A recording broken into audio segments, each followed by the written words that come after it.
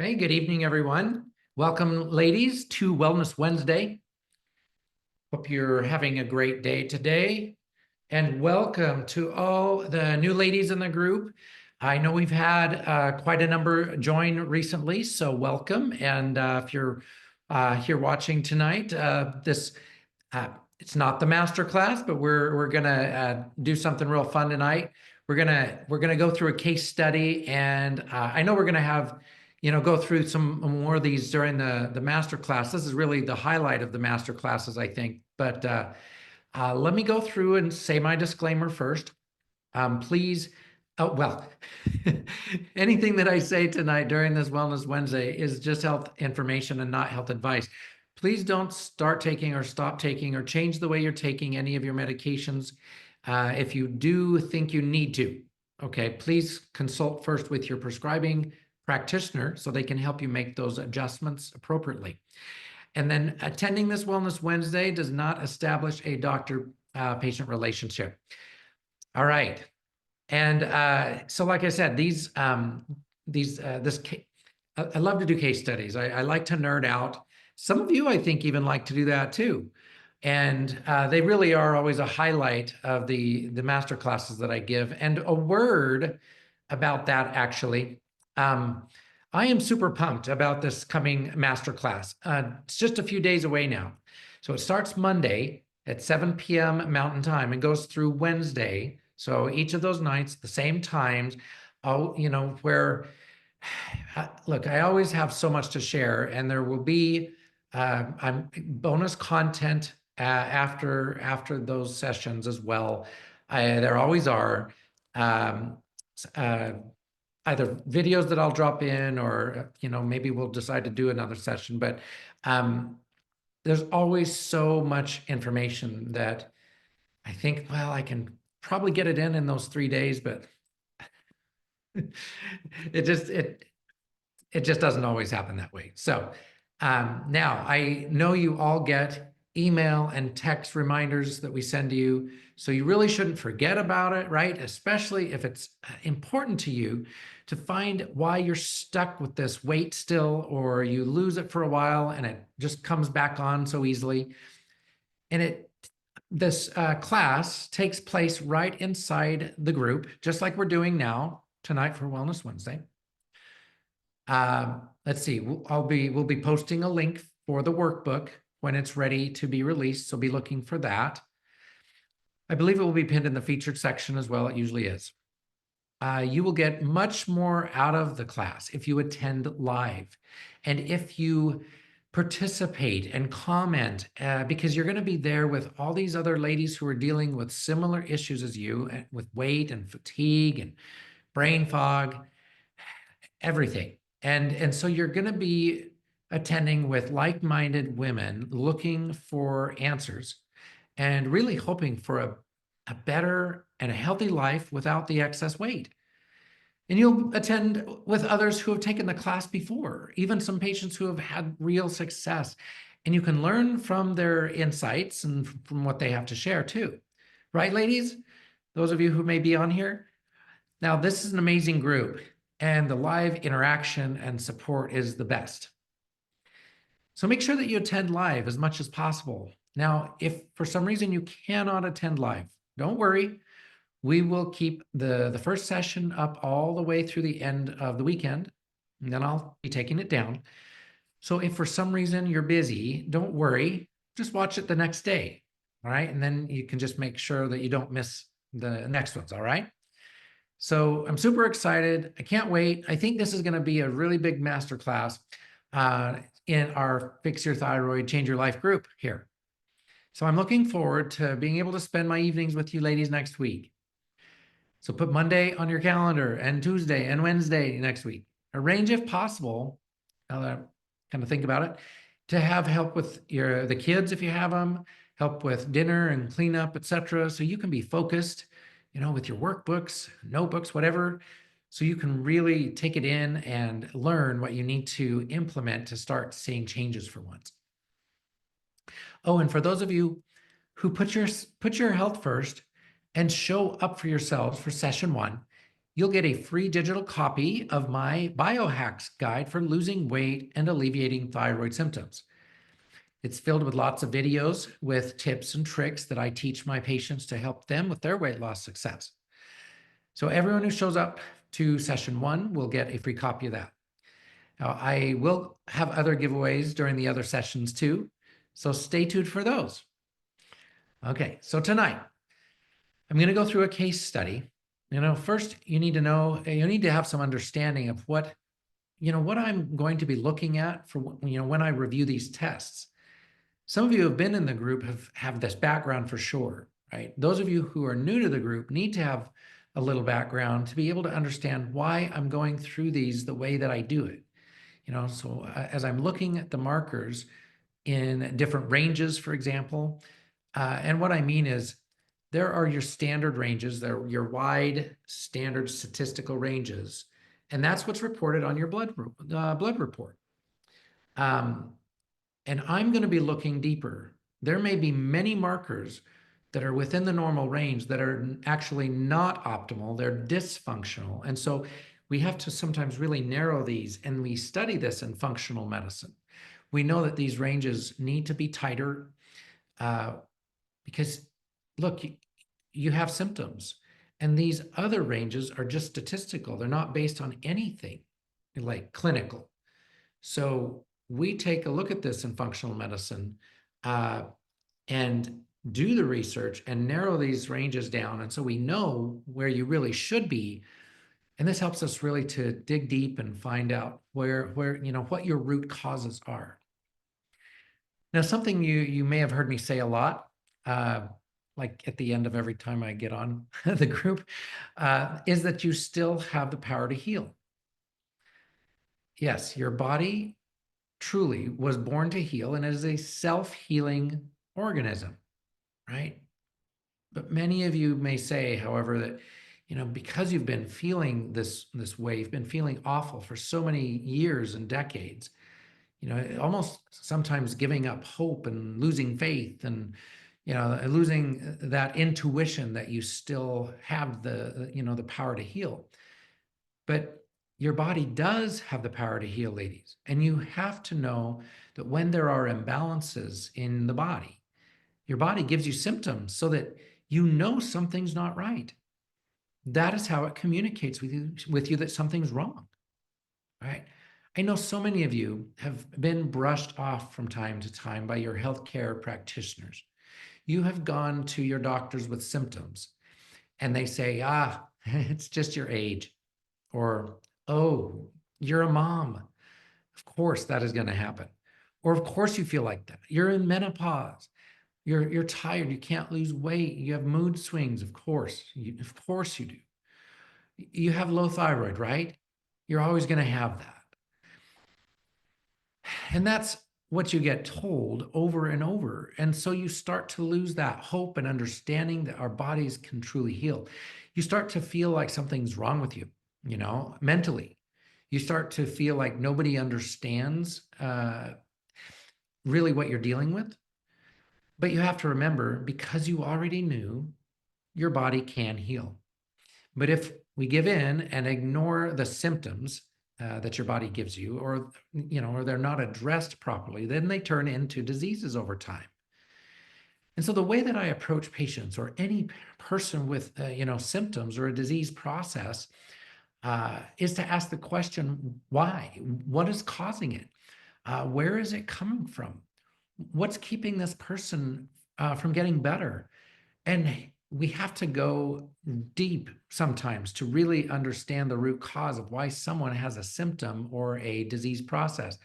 And I know that that's kind of, it's a novel idea, but we think, well, isn't that how traditional medicine works? And it actually really isn't. In traditional medicine, it's just about treating the symptoms or disease, right? It's the disease and drug therapy model. So it's always about, let's find the name of the disease. And when we have the name of a disease, many times it doesn't even tell us what the disease is. It's just a creative name for a symptom or a group of symptoms, right? For example, fibromyalgia. If fibromyalgia is a name for a collection of symptoms, there's a checklist like muscle or joint pain that's widespread, fatigue, cognitive difficulties, sleep disturbances, headaches, numbness or tingling, light or sound sensitivity, TMJ disorders, um, bladder function symptoms. Look, then you might have trigger points, right? Which are tender areas on the body that might hurt when they're pushed on. But they just group these symptoms together and give it this name of fibromyalgia, right?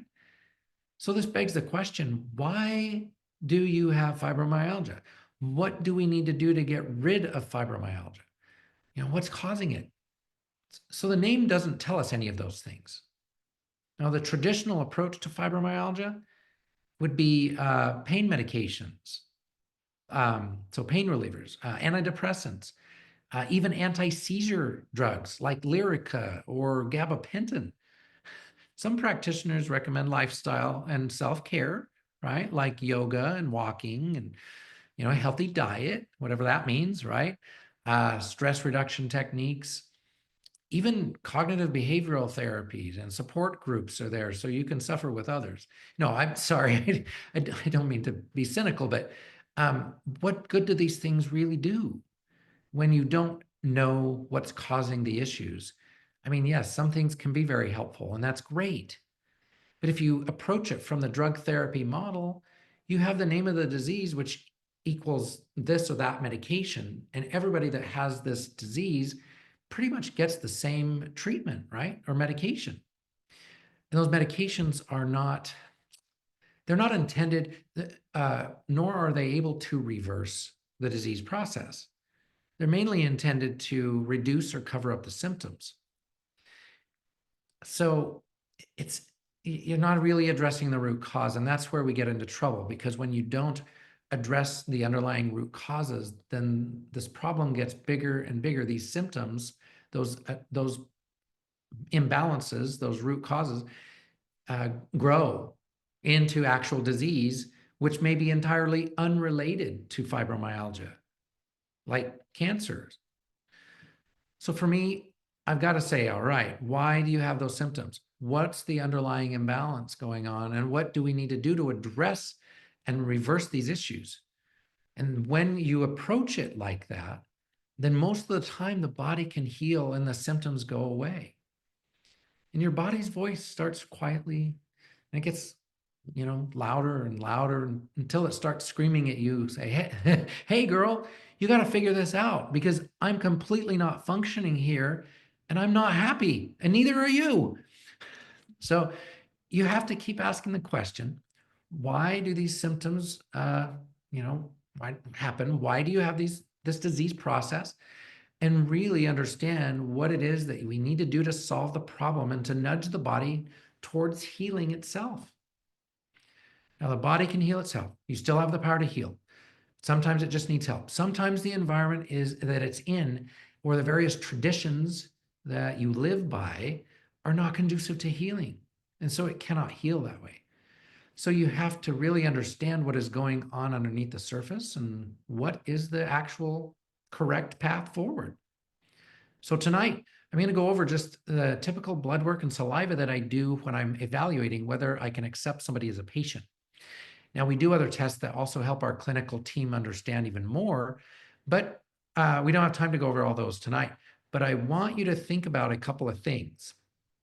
Number one, have you had all these tests? Number two, do you have symptoms? And we've got to dig deep to figure out where these symptoms are coming from. And I want you to understand that if you have symptoms, you have, or a disease process too, that you've been struggling with for many years, say, and you haven't had any had these tests done and haven't had them analyzed from a functional medicine perspective, then there is still hope. Okay. So now many of you start to lose hope because you go from doctor to doctor expecting a different result from going to the same type of doctor.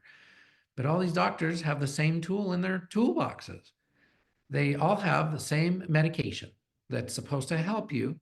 And when it doesn't, as is so often the case, you've got to look for a different solution. And when you look for a different solution and you decide to go down a different path, then, right, you can get different information and can expect different results. Okay, so let's get into this.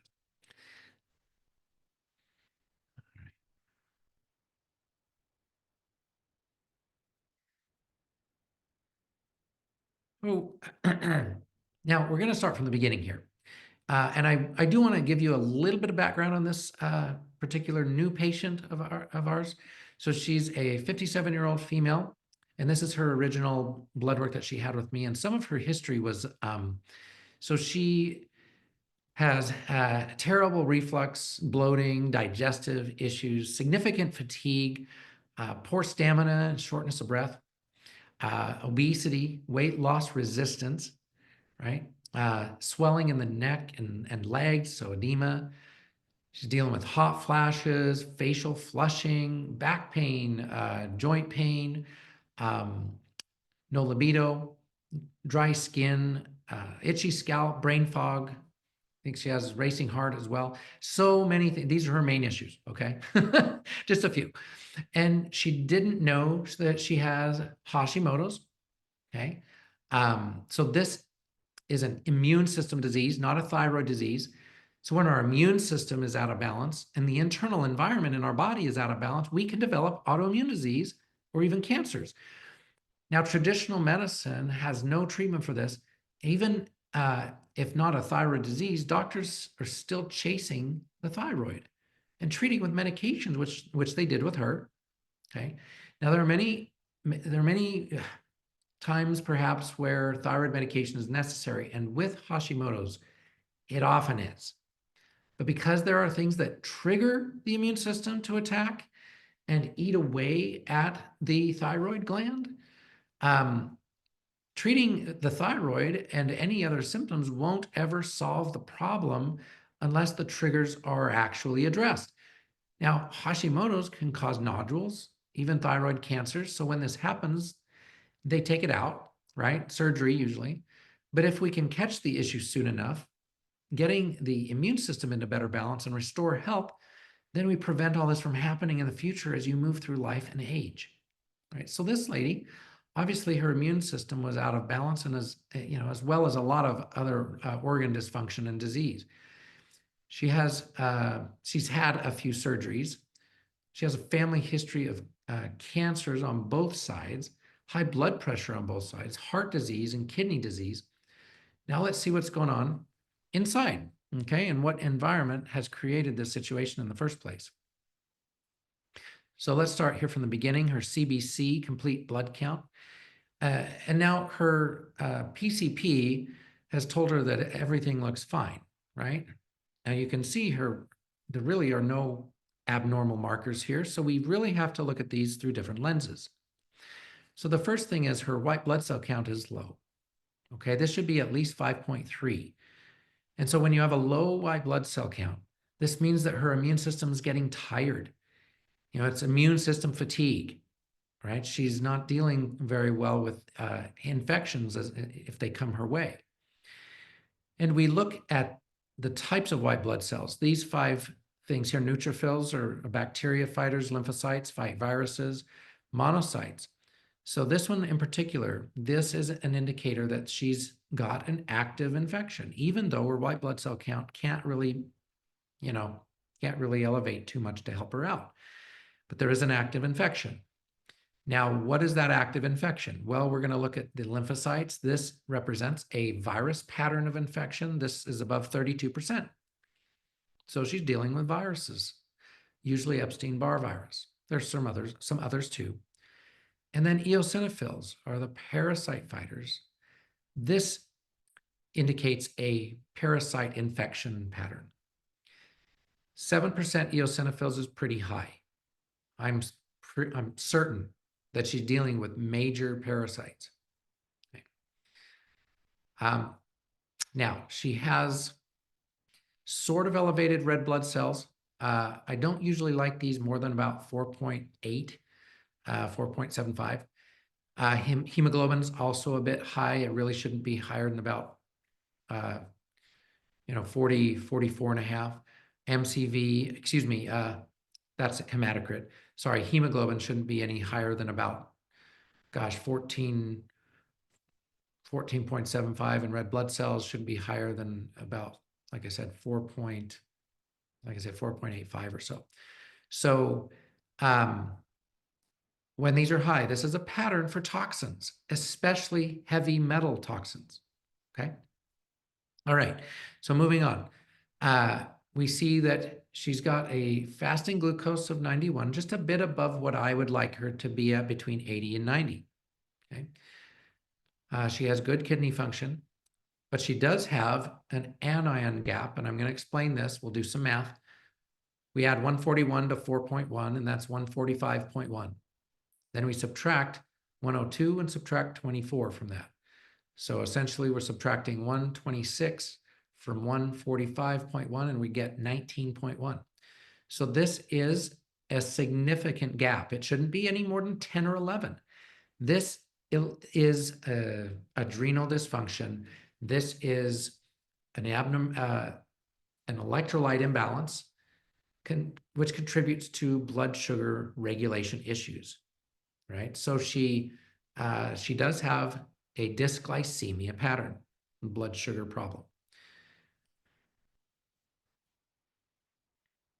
Now, she probably has a bit of a zinc deficiency here with alkaline phosphatase falling below 70. Again, these are functional. I'm referring to the functional ranges that I evaluate these with.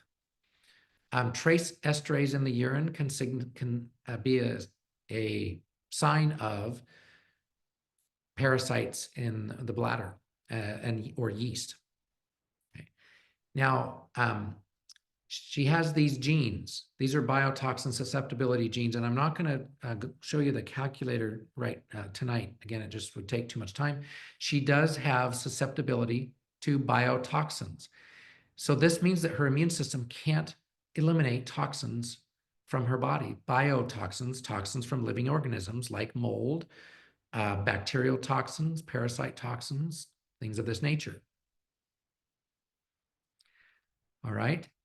Now, her HDL, total cholesterol is high because her LDL and HDLs are high. Now, you'll hear me say this a lot. If you look at the actual research, high cholesterol does not cause anything. It does mean that there's a problem with blood sugar, with liver, and with the thyroid. So low thyroid will cause high cholesterol. Essentially, cholesterol rises because your cells in your brain really need more. Yep. And HDL and LDL, cholesterol particles carry cholesterol around the body so that your body gets what it needs. It's a basic building block. Cholesterol is a precursor to all of your steroid hormones. Each and every cell membrane and brain cell rely on cholesterol for healthy membranes. Okay. All right. I know what I was going to say. HDL is, when it's high, above 70, actually, is a marker for autoimmunity. Now, before we go into the thyroid, I'm going to show you that she has Hashimoto's. So she has these antibodies. She's high in thyroid peroxidase antibodies. So this means her immune system is attacking her thyroid gland. And when you have one autoimmune disease, it's likely that you have multiple autoimmune disease. This is just the nature of this.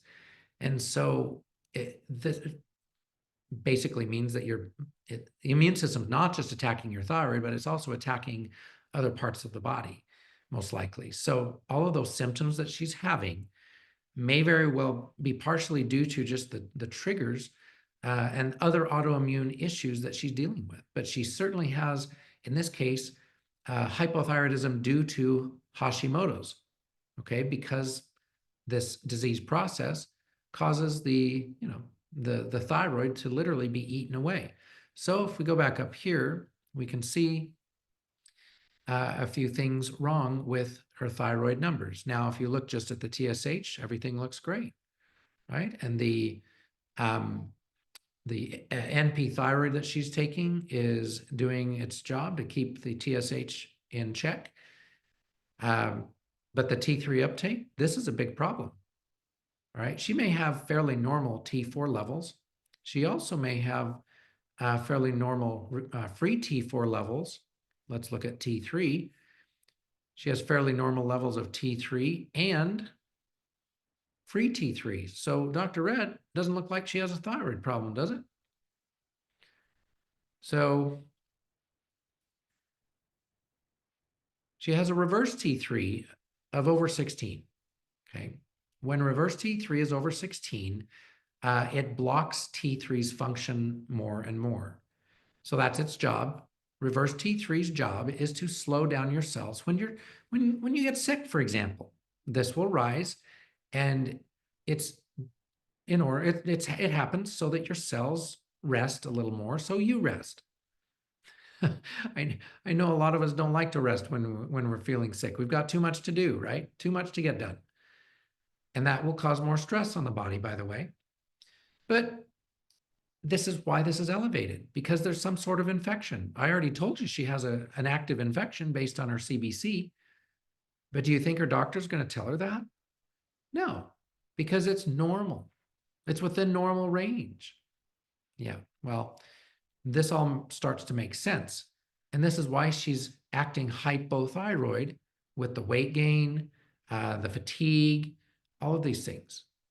Okay, these are low metabolism driven symptoms, right? And she does have a blood sugar issue. Her A1C is 5.7. She's in the pre-diabetic range here. So obviously she has higher blood sugar than normal. Let's look at her insulin. She has, here we go, 7.1. It should be less than 5. All right, so it's just above what it should be, but this is dysfunctional. When a body has fasting insulin of over 5, the body's going to store fat. Okay, she's storing fat. She's in a fat storing mode, in other words. And when you're in a fat storing mode, the switch is flipped. You cannot also be in a fat burning mode. When you're in a fat storage mode, you cannot be in a muscle building mode, right? Because again, you're in a hypometabolic state. So she has less stamina. She has fatigue, like we said. And it all makes sense. So she's in she's flipped the switch to fat storing and actually muscle wasting. All right, so that's basically her thyroid. Let me say something else too, because when we have low thyroid, and that will make blood sugar worse, and then we have this blood sugar issue, and that will make thyroid worse because higher insulin levels also trigger the immune system, and that's going to cause the attack to be more aggressive. These conditions essentially feed themselves, right? They make each other worse. It's like this game of I don't know, battleship going on. And it's just, causing everything to get worse and worse. So this is why we have to interrupt this process. We have to interrupt these triggers and find out what they are, first of all, and then we can calm down this autoimmune fire. Vitamin D is low. Look, it's within range certainly here, but ideally it needs to be 70 to 80. Okay, at least above 50 to prevent cancer, but ideally between 70 or 80 so that it also helps thyroid to function. We need vitamin D in every cell to help thyroid to function. The hormone, thyroid hormone, to turn the motor on. That's its job, is to turn the motor on. Vitamin D is like your clutch. You've got to push the clutch in to turn the key. I don't know if you remember driving one of those cars. I grew up driving on one of those. All right. Iron looks okay. DHEA is respectable, but it is a little low. It should be at least 275 to 400 in women. This is the repair hormone. This represents adrenal dysfunction. We're going to look at the adrenals here in a moment. We do need to just finish up with the blood work. Homocysteine is a marker when it's over 5 or 6.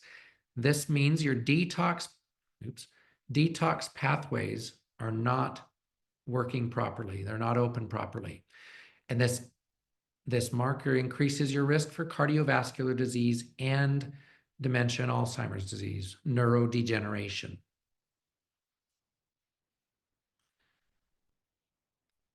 Low GGT, this should be at least 20, is also a marker for probable B6 deficiency. B6, vitamin B6, is absolutely necessary for healthy skin, hair, and nails. That's really important to you ladies, right? It's also essential for making dopamine and GABA, these neurochemicals that we've got to have. We've got to have them to feel good and be happy and just feel better. Okay, so let's look over here at the saliva. So first of all, we're going to look at her cortisol output, and it's low overall. So 22 to 46 is the range. So she is at 20. I'm just going to say it this way, and you can see it in her graph here. It's just kind of on the low side. Sneaks up a little bit at midnight, doesn't sneak up really, it just kind of goes against the normal decrease that should happen into the nighttime, but she goes across, and that actually is the first sign of Alzheimer's disease. But when overall a cortisol is low, I'll just say that you're not going to have a good life. You're not going to feel good. You're gonna have trouble with inflammation, trouble sleeping. You're going to have cognitive issues, perhaps. You're just overall, you're going to have trouble dealing with stress. And that's why this is so important to be balanced. This is adrenal dysfunction and fatigue, adrenal fatigue. When your cortisol production is lower, your DHEA production is lower. Hers is low normal in the saliva. I told you it was respectable in the blood, so it's not terrible here either, but it's not great. And DHEA is the raw material for building testosterone and estrogen, which she still needs, right? Even at 57 years old, right? So let's take a look at those hormones for a moment. So my goodness, testosterone is actually high. What on earth? This certainly would trigger the immune system. It will act like a hormone surge, okay? So that fuels the fire. And it's high because of insulin resistance. This is typical for ladies. You'll increase your androgens with insulin resistance. Men, it's the opposite. Their testosterone will turn to estrogen in the face of insulin resistance. So this doesn't really have a whole lot of direct health consequences, but it can cause hair loss when testosterone is too high. Okay, this can cause hair loss. Estradiol and progesterone. So while estradiol looks like it's pretty good, you've got the 2 to 6 range for postmenopause, not taking hormone replacement therapy. So at 4, she's really pretty good. But progesterone should be 20 to 22 times estradiol. In other words, she should be at least 80, and she's at 40. So she is estrogen dominant, and this will promote weight gain, poor sleep, which she has. She'll get some headaches from time to time. This is largely hormone related here. Gosh, what else? Depression, anxiety, mood swings, hot flashes, night sweats. She has those. She has the hot flashes, the flushing, right? So absolutely essential that we figure this out. Now, it doesn't mean we jumped right on the bandwagon of giving her some progesterone replacement. First of all, because she's dealing with this imbalance and has been for who knows how long, adding a lot of extra progesterone would backfire. It would also trigger the immune system. There's not enough receptors for that hormone. Her body would then have to try to break it down, and her detox pathways are broken. They're not working as well. So that's one reason why testosterone remains high, is because the excess is not clearing out through the detox pathways. All right. Her liver is not as well as it needs to be. Now, she doesn't have any overt sensitivities to milk, soy, or egg. I would say these still will cause adverse reactions, especially the milk and the soy. But she does have a gluten sensitivity. So we can find these things out through these tests. So she's positive for gluten. That means she definitely needs to avoid all grains. And this will certainly help her in her process as she moves forward into care, to help with the blood sugar issues, the insulin resistance, and help her to finally start to release fat. All right. So wanted to show you this case study. Try to stop the sharing.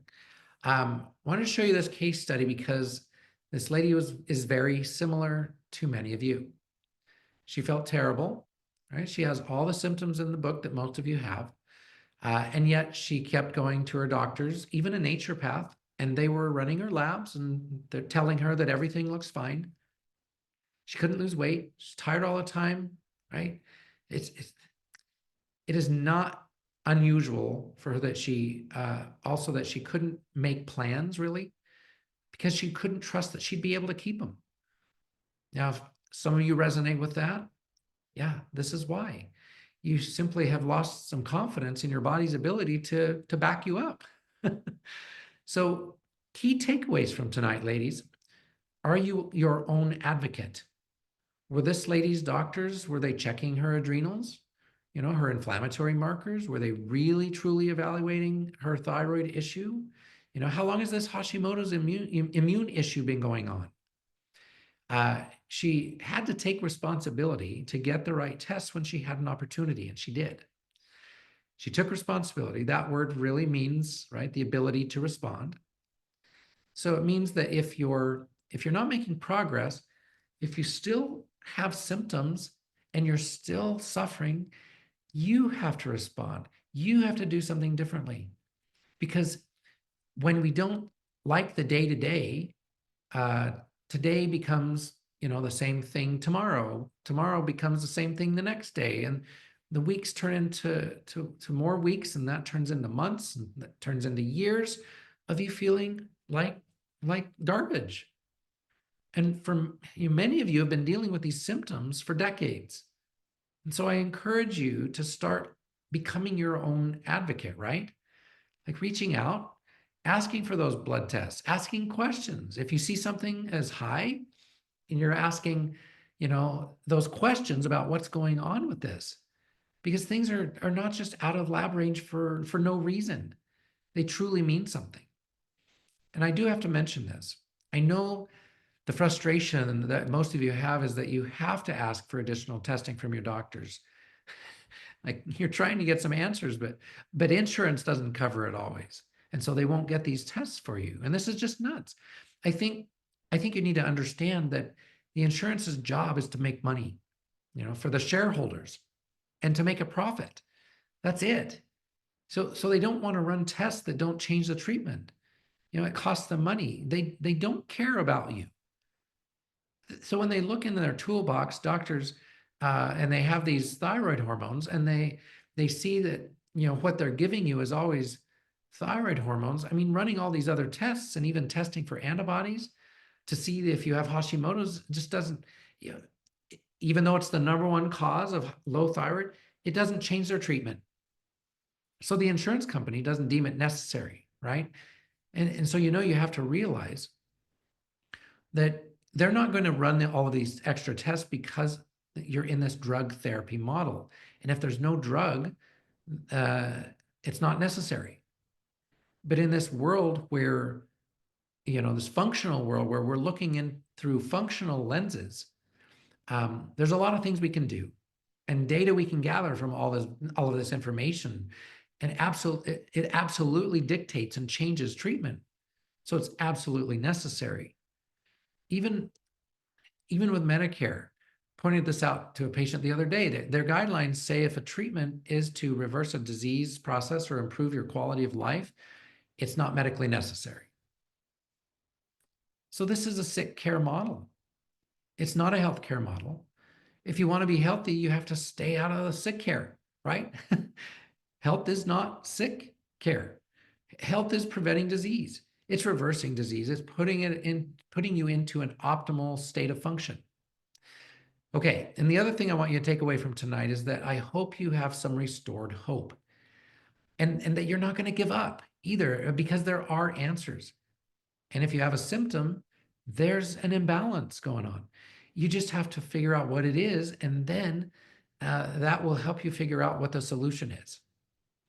Now, next week in the masterclass, we are going to go deeper into these concepts and really understand what they mean, okay? But because tonight, didn't have a lot of time to get into all of it, but we're going to get into the secrets of why you can't lose weight. What are some of those mental blocks that we carry around that we don't even realize, that we are carrying around that make us, if we do lose weight, we gain it back. Or if we just can't lose weight at all.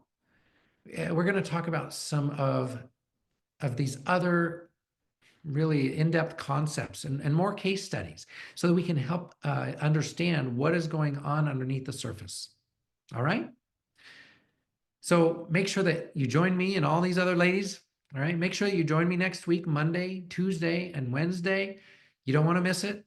Oh, and I love to see so many people post their success stories too. Most of them are my patients, right? They're going through my program. They're really tackling their root causes. They're working with one of our amazing providers. Some of them are not my patients. Okay, they haven't. They've just been watching the classes, and they've only attended maybe the master class and implemented what they've learned. And some of these women are losing 10, 20, 40 pounds, and their lives are really turning around. Let's see, Barbara wrote in sharing she's down from 204 to 135 pounds and is off several medications. She feels much better, sleeps better. What did she say? She says yes to more social activities. She expressed gratitude too for the class and the healing energy she felt while in attendance. So super awesome, right? Make sure that you attend the masterclass because you're going to get so much information and attend live and make arrangements, to make that happen. And again, show up to session 1 and receive my free biohacks guide. And also, ladies, if you're new to the group and have questions at all, if you're confused by, how to attend, make sure that you reach out to Cherry Ann. She is your masterclass concierge. And if you know how to DM, you can DM her or you can text her at 208-842-4466. 208-842-4466. And she will help you out. So if you have any questions or you have trouble, you just send her a message and she will help you out with whatever it is you need. All right? So make sure you remember the master classes next week, the 21st through the 23rd, and really probably through the 25th, or at least I'll drop bonus videos in there as well as extra content because I always do. So each night starts at 7 p.m. Mountain Time. So that's 6 Pacific, 8 Central, and 9 Eastern Time. I know that's a bit late. At least maybe you can catch it the next day, but hopefully you can attend live.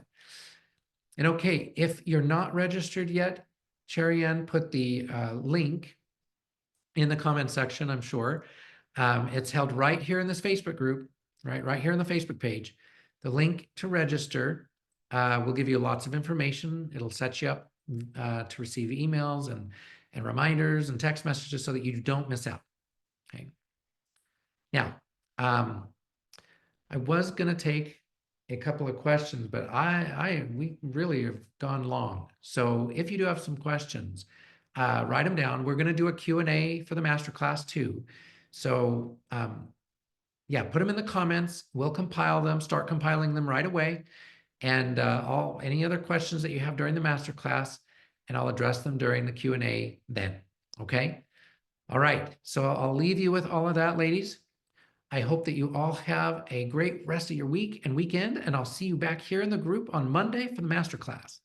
All right, good night, everyone.